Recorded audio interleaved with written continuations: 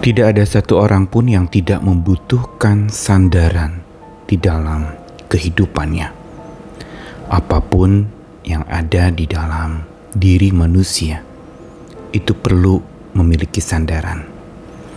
Perasaan, pikiran, hati, dan akal budi, semua memerlukan sandaran.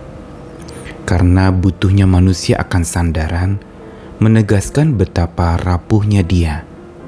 Tanpa sandaran, dia tidak dapat tegak.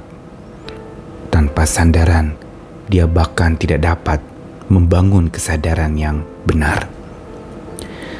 Namun kesadaran kita yang terbangun oleh kebersandaran kita, itu adalah dua hal yang terkait erat.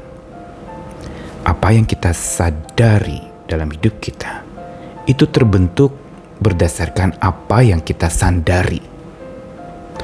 Karena kebersandaran kitalah sebenarnya penggerak untuk kesadaran kita bertumbuh.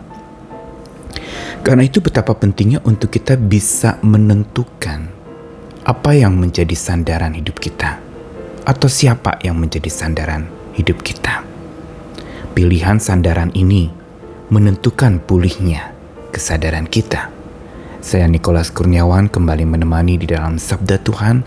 Hari ini dari dua bagian Sabda Tuhan. Pertama-tama dari Amsal pasal 3 ayat 5-6. Saya bacakan dari Alkitab versi Firman Allah yang hidup. Percayakanlah dirimu sepenuhnya kepada Tuhan, dan jangan sekali-kali bersandar pada akalmu. Dalam segala perbuatanmu utamakanlah Allah, maka ia akan menuntun engkau dan memahkotai usaha-usahamu dengan keberhasilan. Lalu satu ayat lagi dari kitab Yeremia, pasal 17 ayat 5-8 juga dibacakan dari Alkitab versi Firman Allah yang hidup. Tuhan berfirman, terkutuklah orang yang mengandalkan manusia yang fana dan yang hatinya berpaling dari Allah. Ia seperti semak yang kurus dan kerdil di padang gurun, tanpa harapan untuk masa depan. Ia tinggal di padang-padang garam, di gurun tandus yang tak berpenghuni. Baginya masa-masa yang baik sudah lewat untuk selama-lamanya. Tetapi berbahagialah orang yang mengandalkan Tuhan dan yang berharap kepadanya. Ia seperti pohon yang tumbuh di tepi sungai, yang akarnya mencapai air, pohon yang tidak takut panas dan tidak khawatir akan musim kering yang panjang. Daun-daunnya tetap hijau dan ia terus-menerus menghasilkan buah yang baik. Dua bagian sabda Tuhan pertama dari kitab puisi di Amsal adalah ayat yang sudah sering kita dengar. Tentang bagaimana hidup yang menaruh harapan dan mempercayakan segenap hati segalanya kepada Tuhan. Dan dengan satu catatan penting, alasan atau syarat untuk seseorang bisa terus berharap kepada Tuhan dengan segenap hati adalah tidak bersandar kepada akal budinya. Kata jangan engkau bersandar kepada akalmu di dalam versi Alkitab yang lain dikatakan lebih tegas. Tadi dibacakan jangan sekali-kali bersandar pada akalmu. Dan pengingatannya ditegaskan lagi dalam kitab Yeremia yang senada, yang kali ini lebih tegas lagi. Tuhan berkata bahwa terkutuklah orang yang mengandalkan manusia yang hatinya berpaling dari Allah. Atau dengan kata lain, orang yang mengandalkan dirinya sendiri. Dan digambarkan ini adalah kondisi yang sulit bagi orang yang justru mengandalkan dirinya sendiri dan hatinya berpaling dari Allah. Sama sekali tidak melibatkan Tuhan di dalam segala pergumulannya. Dan pada saat dimana kita sungguh memikirkan, bahkan menaruh pengertian kita bersandarkan pada pengertian Tuhan, bukan pengertian diri sendiri atau pikiran dan akal budi kita yang terbatas, disitulah sebenarnya kita mengalami yang namanya pemulihan akan kesadaran kita. Makin kita tahu kepada siapa yang paling tepat kita bersandar, maka akan menentukan bagaimana kesadaran kita terbangun. Kalau kita sandar pada akal diri sendiri, bisa jadi petaka, menyebabkan celaka. Karena akal kita serba terbatas dan tidak dapat disandari. Akal yang sudah terkontaminasi oleh dosa dipenuhi dengan berbagai macam hasrat-hasrat kedagingan yang akalnya itu adalah semata cenderung kepada diri sendiri atau hal-hal duniawi yang justru tidak membawa kepada kedekatan dengan Tuhan.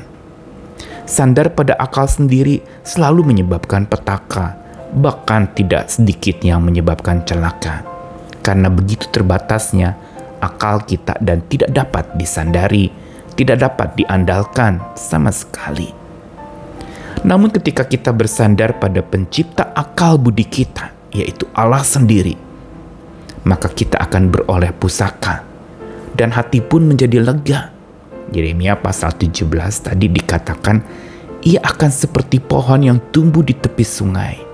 Orang yang mengandalkan Tuhan dan menaruh pengharapan kepada Tuhan akan seperti pohon yang tumbuh di tepi sungai, yang berarti dia dekat dengan sumber hidupnya dan dia akan selalu tumbuh, tidak akan kering oleh panas terik karena ada air sumber makanannya di dalam tanah dekat dia tumbuh. Dan juga dia tidak khawatir akan musim kering yang panjang, selalu daunnya hijau dan bahkan dikatakan produktif, terus-menerus menghasilkan buah yang baik.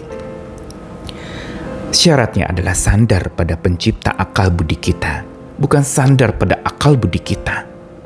Karena memang akal budi bukan segala-galanya. Pikiran manusia juga rusak oleh dosa dan tidak dapat kita andalkan. Karena itu pesan sabda Tuhan hari ini mengundang kita untuk bersandar lagi pada pencipta akal budi kita yang mengendalikan pikiran kita, yang menumbuhkan perspektif yang benar berdasarkan keimanan kita kepada Tuhan, sehingga kita bisa beroleh harta berharga, yaitu pusaka, harta rohani, warisan abadi yang Tuhan sediakan, yang ditaruhkan bagi orang-orang yang bersandar kepadanya. Dan tentu saja karena ada jaminan itu, hati kita pun menjadi lega. Karena itu pilihan diserahkan kepada kita, mau bersandar kepada siapakah, atau bersandar kepada apakah dalam hidup ini. Mau menaruh pikiran kita kepada sandaran apakah? Kalau kita bersandar kepada Tuhan, pikiran kita akan mengantar kita kepada sebuah kesadaran yang baru akan siapa diri kita, siapa Tuhan kita, dan siapa yang memegang pimpinan dalam hidup kita. Tuhan mengasihi, mari kita kembali bersandar lagi kepada Tuhan. Dia adalah tangan yang tak kelihatan tetapi kokoh dan kuat untuk menopang kita. Bersandarlah selalu kepadanya agar makin kita sadar betapa kita sungguh butuh pertolongannya dan betapa kita hanya bisa kuat oleh kekuatannya. Amin.